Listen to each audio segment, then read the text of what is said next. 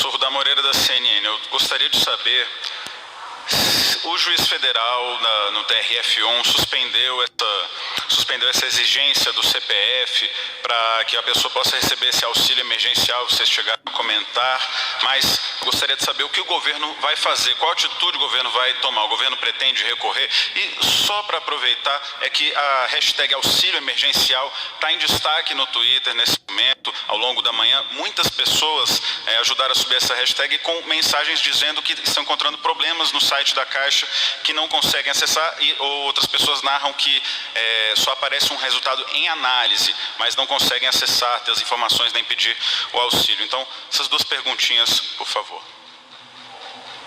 Em primeiro lugar, o Ministério da Cidadania trabalha, conversei com o ministro Moro, conversamos com a Economia, com a Receita Federal, para que a AGU, o nosso posicionamento no sentido que a AGU recorra dessa decisão. Por quê? Porque toda e qualquer abertura e operação no sistema financeiro brasileiro, ela é baseada na identificação da pessoa. E essa identificação é dada pelo sistema de numeração do CPF. Então, isso é uma base da operação de toda a estrutura financeira brasileira. Então, nós vamos ter que quebrar isto em nome do quê? Essa é a pergunta. Se nós estamos encontrando, o presidente Pedro sempre destaca isso, nós devemos, ao final desse processo, que nós temos 90 dias, nós vamos concluir até o final de abril, praticamente 99% dos brasileiros, nós vamos ter uma bancarização, isso tem que ser chamado a atenção, de 20, 25 milhões de pessoas. São pessoas que passaram a sua existência sem nunca chegar perto do Estado. O Estado não sabe quem são. Elas nunca tiveram próximas de uma agência bancária, nunca tiveram conta. Elas vão estar bancarizadas, com seus dados atualizados, sua composição familiar. Programas sociais poderão ser desenvolvidos no futuro, estímulo ao emprego, empreendedorismo, suporte a famílias, que poderão ser desenvolvidos graças a essa metodologia. Agora, se tirar isso, o que vai acontecer? Nós vamos oferecer uma porteira aberta para fraude. É isso que o doutor Barreto explicou aqui. Quer dizer, é rapidamente montado numa unidade prisional uma usina de fraude. E aí o dinheiro que tem que ir para quem precisa vai para bandido. Isso está errado. Então a gente vai argumentar, nós estamos preparando notas técnicas, vamos enviar à AGU e eu espero que a gente possa reverter isso. Nós, com muita humildade, reconhecemos que gostaríamos de ter feito em menos tempo, quem sabe ganhar mais 1 ou 2 dias, mas é humanamente razoável e compreensível que toda essa estrutura, aqui nós temos servidores públicos da Dataprev, da Caixa, da Cidadania, viraram madrugadas, tem gente que passou 4, 5 dias acordado, fazendo o quê? Está ganhando algum dinheiro a mais? Não, ele está ali numa dedicação porque ele sabe que é o esforço pessoal dele que vai fazer com uma pessoa que nem sabe quem vai ser beneficiada, essa precisa para comer. Então, esses dados que o presidente sempre nos deu como missão, o presidente Pedro, o presidente Canuto sabe, de que fosse um sistema com segurança e agilidade, por favor, me mostre qual é o lugar do planeta que um país conseguiu, tirando China e Índia, encontrar 20 milhões de pessoas, pagar em 12 dias. Isso é um esforço sobre-humano que nós estamos fazendo. E por outro lado, é importante também a gente compreender que o Brasil, nesse momento, oferece uma rede de proteção que, olha, poucos países no mundo fizeram.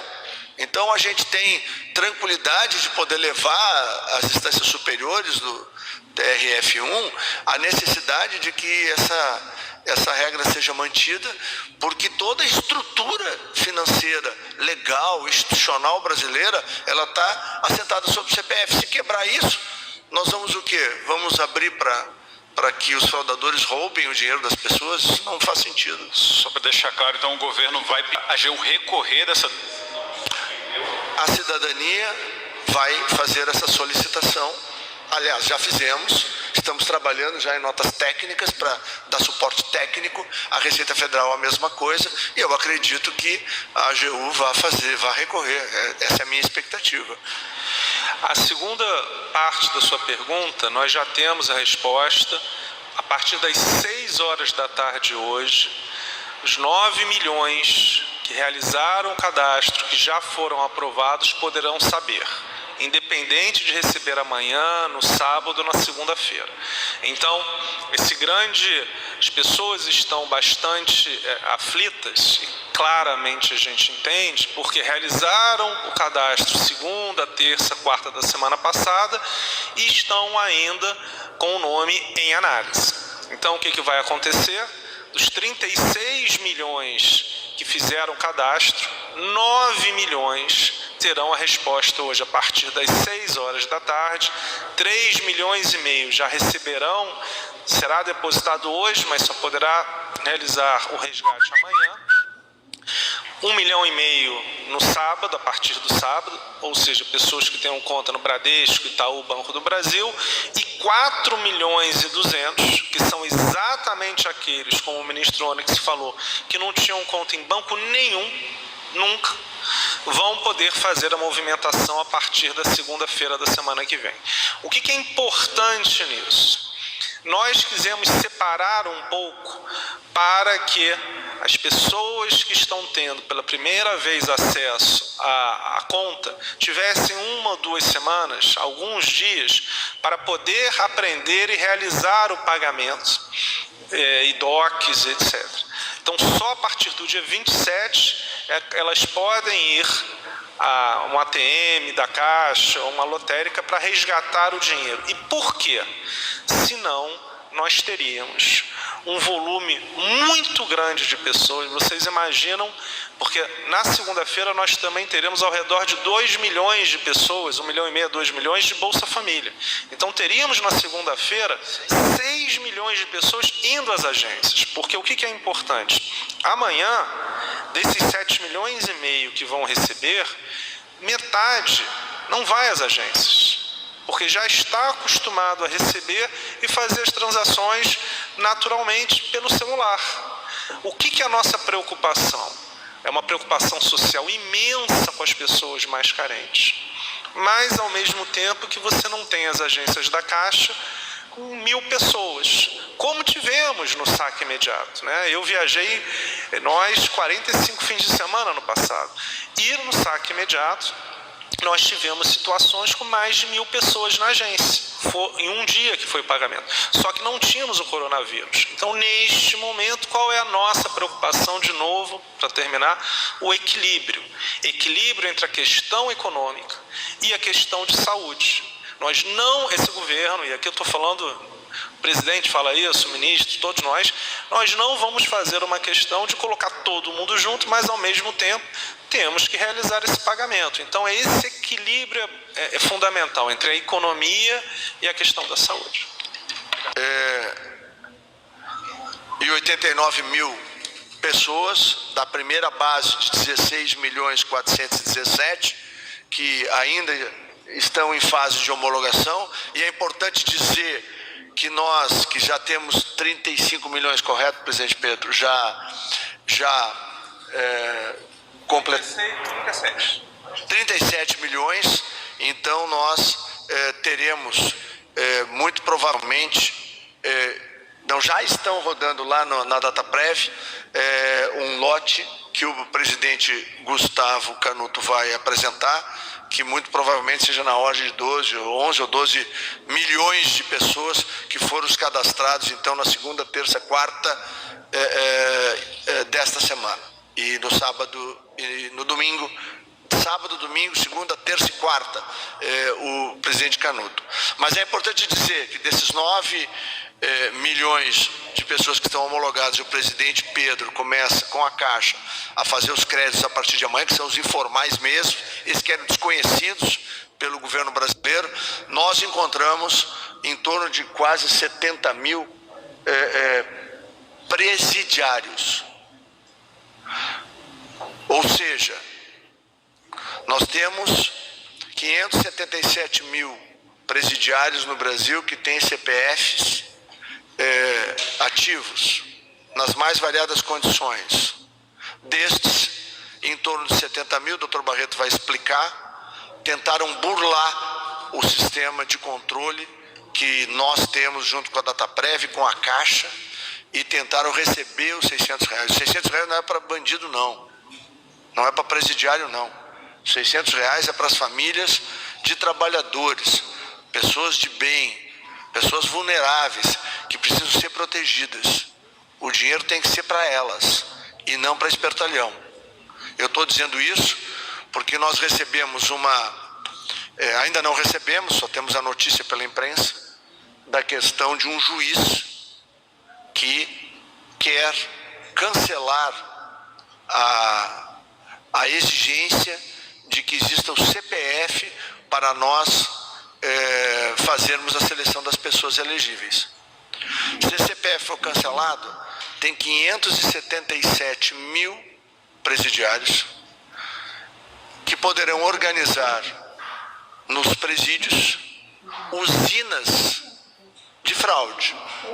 Como não tem mais como fazer o batimento, ele compra, ou a quadrilha compra vários chips, só troca o chip e manda um CPF da lista que eles adquirem rapidamente. Então, doutor Barreto, é importante o senhor poder dar essa informação, porque isso é uma informação gravíssima e nós temos que ter todo o cuidado possível nisso. A Receita vem facilitando o acesso das pessoas na regularização. As pendências eleitorais foram suspensas e transferidas para mais 90 dias à frente. Portanto, a Receita vem fazendo esforço de simplificação e de facilitação. E nós estamos trabalhando de maneira integrada, como vocês podem ver, para simplificar e fazer com agilidade, mas com segurança, e para verdadeiramente quem mais precisa. Bandido, espertalhão, não pode acessar o dinheiro dos mais pobres. O doutor Barreto, só para esse esclarecimento. Bom dia a todos. De maneira bem simples, eu já queria acompanhar essa colocação feita pelo ministro Onyx Lorenzoni, ministro da Cidadania, evidenciando os riscos que nós tentamos mitigar de maneira conjunta. Então, uma equipe de técnicos tem se esforçado diuturnamente, Ministério da Cidadania, Caixa Econômica Federal e Dataprev, para que o conjunto de regras estabelecidas pela lei sejam cumpridas e que o dinheiro chegue ao cidadão, a quem precisa. Quando a gente fala na questão do CPF, essa é uma questão extremamente sensível na ótica de segurança. O universo carcerário hoje está na ordem de 693 mil presos dentro de uma base onde desses, como bem dito pelo ministro Onyx, 577 mil possuem CPF. CPFs cancelados, CPFs irregulares, CPFs suspensos. Esse público, com uma ação de liberação da condição do CPF, de irregularidade do CPF, passa a ser um público de extremo risco e eleva o nível de risco da nossa operação, um nível de potencial fraude muito alto. Por quê? Porque o filtro do CPF regular faz com que o cidadão de bem possa regularizar o seu CPF, e o sistema financeiro brasileiro todo é amparado na condição da regularidade do CPF. Então, há uma máquina produzida e é considerada uma das máquinas no sistema de pagamentos mundial, uma das melhores máquinas do mundo na condição de bancos. Nosso sistema financeiro é assim reconhecido mundialmente pela agilidade e segurança, e a base dele está exatamente amparada na regularidade dos CPFs. Nesse universo, isso a gente já conseguiu evitar logo nessa primeira largada, e mostra qual é o benefício do CPF regular e do cruzamento das bases de dados. 76.624 presidiários tentaram utilizar o sistema com as fragilidades que ele pode apresentar caso o CPF seja liberado na condição de regular.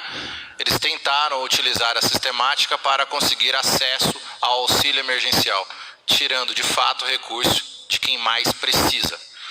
Dentro dos filtros existentes, esse é um dos filtros que nos trouxe a condição de evitar esse tipo de situação. E é por isso o cuidado e a nossa análise quanto técnicos voltados a criar qualquer mitigador de risco para que as pessoas que precisam recebam recurso, e de fato aqueles que não devam ter esse recurso não o acessem. E esse é um alerta que a gente gostaria de colocar aqui, estamos colocando aqui, liderados na figura do ministro Onix e com a equipe técnica voltada a se preocupar, se preparar para qualquer modificação de regras que nós construímos até o presente momento. Importante dizer a todos que nessa primeira fase, é como se nós estivéssemos colocando a melhor condição de oferecer os recursos aos cidadãos brasileiros. Então as regras e a condição técnica chegou próximo do limite do que nós conseguimos fazer para que todos os dias pessoas passem a receber recursos.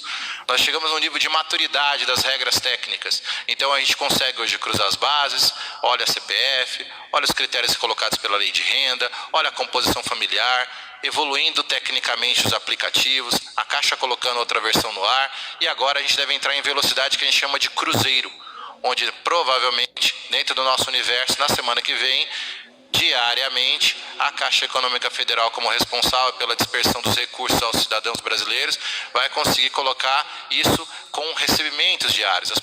A gente entra numa velocidade de pagamento. Qualquer alteração da regra, da estrutura que foi colocada, que foi apresentada, que está madura nesse exato momento, coloca exatamente isso em risco. Esse é o cuidado. Fazer o requerimento, esse requerimento vai ser reprocessado para verificar se essa chefe de família, se esse requerente tem ou não tem o direito. Então a ideia, os sistemas vão rodar conforme a natureza e as mudanças que ocorram. Mas o que é fato é que todo mundo que tem o direito em cima da legislação atual vai ter o direito reconhecido. Essa é a preocupação daqui de todos da mesa e a Dataprev está trabalhando para isso, de acordo com as mudanças que venham a ocorrer. Fechado no dia 20 de março, como a gente disse, do público total de 27.919.616 famílias que existiam no cadastro único naquele dia, até aquele dia, foram consideradas elegíveis, validadas pela cidadania, 20.983.743. Essa diferença de perto de 7 milhões, a Dataprev está elaborando relatórios que indicam precisamente as causas. Podem ser mais de uma, como bem colocou o ministro Onix. Não apenas uma, não só o CPF, mas outras questões que impediram que aquela família pudesse se tornar elegível para o auxílio. Isso está sendo trabalhado, um relatório que vai demonstrar não só para aqueles que não foram considerados não elegíveis, mas aqueles também que foram considerados elegíveis, demonstrando questão geográfica, para mostrar como essa política ela está beneficiando as regiões mais necessitadas. Isso está sendo elaborado com números detalhados sobre as razões específicas que impediram que aquelas famílias fossem consideradas elegíveis e também os números indicando aquelas que foram, como é a distribuição em relação a gênero, em relação à geografia. Isso vai ser encaminhado à cidadania. Espero que até o final dessa semana a cidadania vai fazer a divulgação com esses dados todos. É que a gente está no processo. A nossa preocupação maior era realmente fazer os sistemas funcionarem, fazer o processamento, levar o dinheiro. Agora, a gente está analisando os dados que já foram feitos. Como eu disse, o cadastro único foi 100% processado. Então, a gente finalizou o processamento completo do cadastro único. Agora, a gente vai levantar. Em relação aos informais, dos 23 milhões, também 23 milhões foram 16,4 milhões considerados elegíveis. Então, há uma diferença. Essa diferença tem que ser informada, principalmente à Caixa. Houve, inclusive, hoje pela manhã, uma solicitação do vice-presidente Paulo Ângelo, que está aqui do lado, pedindo que a Dataprev informasse não só aqueles que tinham elegibilidade, mas também aqueles que não tinham, para que a população saiba por que eu não fui considerado elegível, qual é o problema com o meu cadastro. Então isso vai ser encaminhado à Caixa Econômica o mais rápido possível, para que o aplicativo possa demonstrar também às pessoas, olha, acabou sua análise e o problema do seu cadastro é esse. Alguns são passíveis de serem regularizados, outros infelizmente não. Então é isso que a gente vai fazer, agora está no ponto realmente de mostrar o que o processamento indicou. Do cadastro único está fechado, 100%, a gente consegue analisar, e dos informais, ao longo do processo, a gente vai passando para a cidadania, que é quem tem a legitimidade e a competência para divulgar esses dados, e aos poucos isso vai ser conhecido por toda a sociedade. Em relação aos compromissos eleitorais, o segundo, a gente enxerga em relação à não declaração do imposto de renda. Tá? Então são dois pilares que aparecem muito nas pendências dos CPFs. Agora tem um terceiro que às vezes a gente não fala e poxa, pois o CPF está irregular, e aí é onde a gente continua insistindo na questão de segurança. Os fraudadores, quando eles vão em unidades bancárias, agências bancárias, do sistema financeiro, eles tentam utilizar um CPF e a gente consulta a base da Receita para ver se aquele CPF de fato confere com os dados daquela pessoa. Então há uma consulta, acho que em quase todas as instituições financeiras conveniadas, no modelo online. Então eu vou naquela base e olho. Os CPFs irregulares, muitas das vezes, quando a gente tenta regularizar nas instituições, seja no Correio, seja no Banco do Brasil, quando você vai regularizar um CPF, aparece como o que a gente chama de regularização não conclusiva. É o que a gente fala, compareça à Receita.